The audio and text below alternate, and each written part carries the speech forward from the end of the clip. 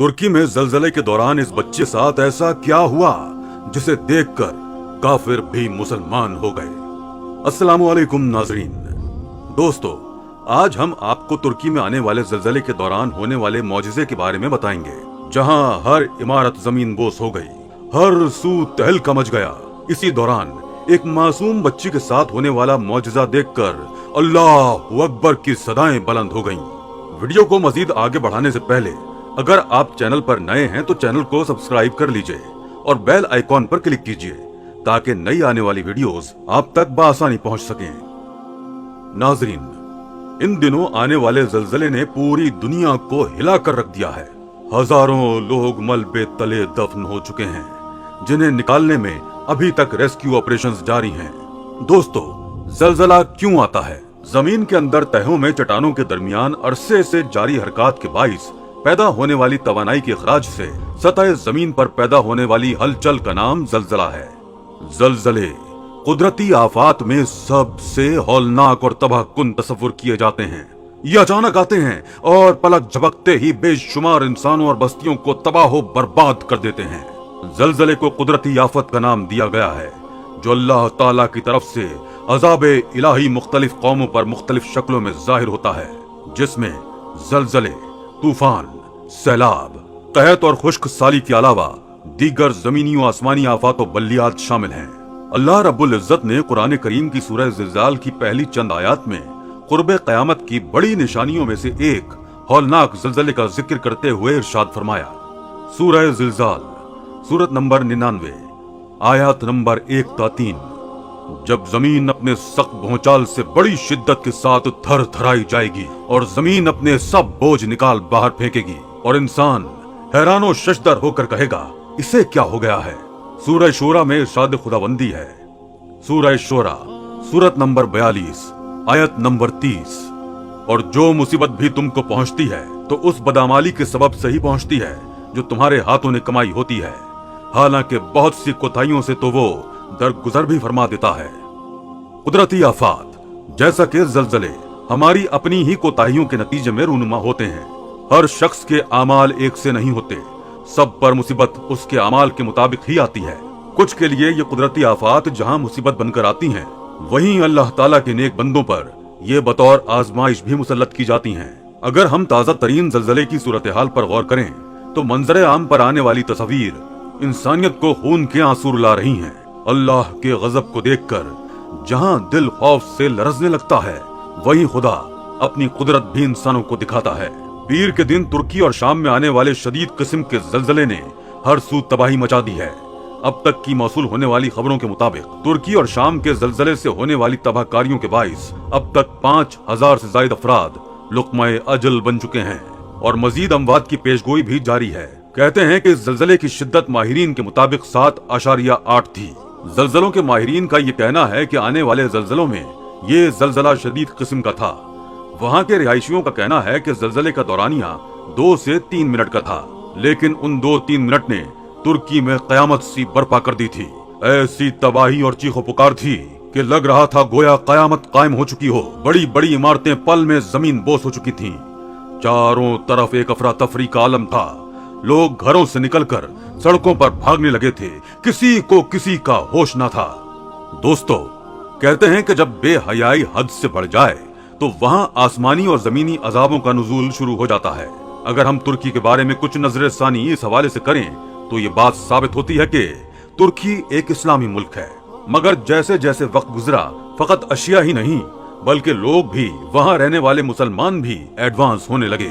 तुर्की हुस्न में अपनी मिसाल आप है, लेकिन जब औरतों ने अपने हुस्न पर बेपर्दगी आम कर दी और सड़कों पर सरेआम बेहयाई दिखाई जा रही है, लोग इस्लाम की जानिब कम और दुनियावी रौनकों की जानिब ज्यादा खुद को रागिब कर रहे हैं। वहाँ की ड्रामा इंडस्ट्री में बनाए जाने वाले ड्रामे उरियानी और बेहूदगी की आला मिसाल बन चुके हैं।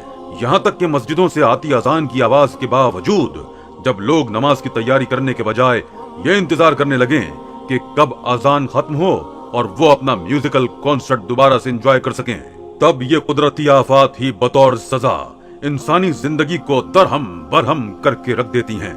सड़कों पर चलती सरेआम बेहयाई तो अब तुर्की जैसे इस्लामी मुल्क का मामूल बन चुका है। نیم اریاں وجود لیے خواتین اپنے باپ، بھائی یا شوہر کے ساتھ بآسانی بغیر کسی حیا کے آ جا رہی ہیں۔ ترکی میں خطرناک نوعیت کا زلزلہ آنے سے کئی عمارتیں زمین بوس ہو گئیں، لوگوں میں افراتفری سی مچ گئی، بہت سے لوگوں کے پیارے ملبے کے نیچے دفن ہو گئے تو کسی کا پورا خاندان ہی ہستی سے مٹ گیا۔ ابھی اس صدمے سے لوگ نکلے نہیں تھے کہ ایک بار پھر زمین کانپ اٹھی۔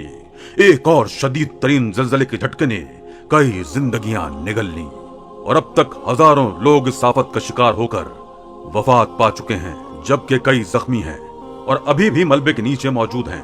ہر سو چیخو پکار اور اپنے پیاروں کا نام پکار کر سسکیاں لیتی آوازیں انسان کا دل جھنجھوڑ رہی ہیں۔ کئی دن سے ریسکیو آپریشن جاری تھا، وزنی پتھر اور ٹوٹی عمارات کو ہٹا کر زخمی لوگوں کو نکالا جا رہا تھا۔ اسی دوران کچھ اہلکاروں کو ایک خاتون کے چیخنے کی آوازیں سنائی دیں۔ وہ بڑے پتھروں اور ملبے کے ڈھیر کو ہٹا کر یہ نشاندہی کرنے لگے کہ آخر یہ آواز آگ کس سمت سے رہی ہے۔ اس زلزلے کو چند دن بیت چکے ہیں اور اس ملبے کے نیچے سے ابھی بھی چیخو پکار کا سنائی دینا وہاں زندگی کی علامت کو ظاہر کر رہا ہے۔ وہاں کی ریسکیو ٹیم کا افراد کا کہنا تھا وہ عورت بری طرح چلا کر مدد کے لیے پکار رہی تھی، لیکن بھاری پتھروں کے ملبے کو اٹھانا ایک مشکل امر تھا۔ اس وقت اس عورت کی چیخو پکار سن کر ریسکیو ٹیم کے علاوہ مقامی لوگ بھی جمع ہو گئے اور ملبہ اٹھانے لگے تاکہ ایک زندہ انسان کو بچایا جا سکے، لیکن بہت لوگوں کے پتھر ہٹانے کی کوشش بھی اس بڑے ملبے کے ڈھیر کو ہٹانے کے لیے ناکام تھی۔ لیکن چیخو پکار ایسی تھی دل کو تڑپائے جا رہی تھی۔ لوگوں کی بے چینی کا یہ عالم تھا کہ وہاں موجود سب لوگ ہی اس ملبے کو ہٹانے لگے۔ وقت کے ساتھ ساتھ وہ عورت مزید بلند آواز میں چلا رہی تھی۔ ریسکیو اہلکار اسے اپنی موجودگی کا احساس دلاتے ہوئے اسے حوصلہ رکھنے کی تلقین کر رہے تھے۔ ہر سو چیخو پکار اور لوگوں کی سسکیاں ایک ہولناک فضا پیدا کر رہی تھی۔ اس ملبے کو ہٹانے میں 30 منٹ تک کا وقت لگ گیا۔ اس دوران اس عورت کی چیخنے اور رونے کی آوازیں بالکل ہی آنا بند ہو چکی تھیں۔ لوگوں کو یہ لگا کہ شاید وہ عورت آکسیجن نہ ملنے کی وجہ سے مزید سانس نہیں لے پا رہی، اس لیے اس کی چیخیں اب دم توڑ گئی تھیں۔ ایک اہلکار نے ایک بڑے پتھر کو ذرا سا سرکایا ہی تھا کہ اسے کسی ننھے وجود کی موجودگی کا احساس ہوا۔ اگر وہ پتھر کو ذرا سا بھی مزید سرکاتے تو بچے کو چوٹ پہنچ سکتی تھی۔ پتھروں کے بیچوں بیچ ایک نومولود بچے نے جنم لیا تھا۔ یہ منظر کسی معجزے سے کم نہ تھا۔